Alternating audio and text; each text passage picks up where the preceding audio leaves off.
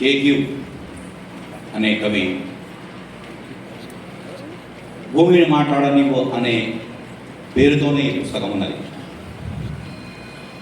భూమి తనకు తానే ఒక ఉనికి, ఆ ఉనికితో మన ఉనికి కూడా మిళితమై ఉన్నది.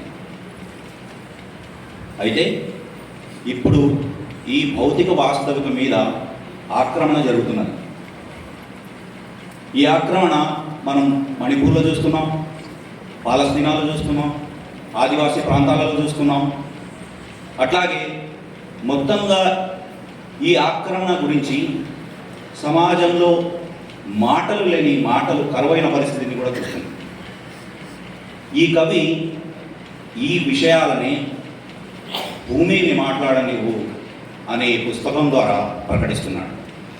నిజానికి వర్మ చాలా తక్కువ మాట్లాడతారు, కానీ ఆ మాటలు తన అక్షరాల నుంచి ఒక గొప్ప ప్రతిధ్వనితో మనం ఈ పుస్తకం చదువుతున్నప్పుడు అర్థమవుతుంది. మనం మాట్లాడడమే కాదు, ఎటువంటి విషయాలని ప్రజల ద్వారా మాట్లాడించాలి అనే ఎరుకని ఈ కవిత్వం మనకిస్తుంది.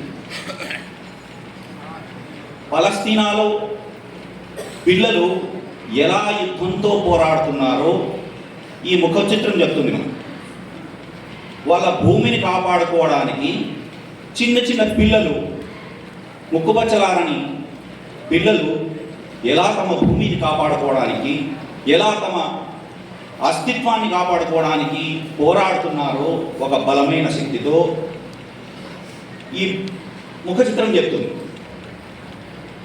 అంతే ఆవేశం, అంతే ఉద్విగ్నం మన సామాజిక పరిస్థితులను, సామాజిక విషయాల గురించి చైతన్యం తీసుకొని వచ్చి మనం మాట్లాడిన సందర్భాన్ని అతను ఎత్తి చూపుతున్నాడు.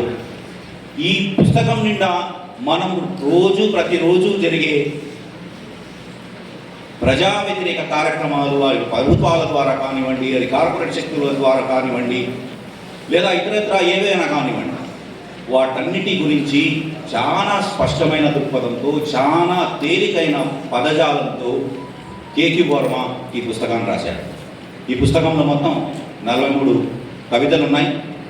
అనేక ప్రచురణల ద్వారా ఈ పుస్తకం ప్రచురింపబడింది. 107 పేజీలు మాత్రమే పుస్తకం ఉంది.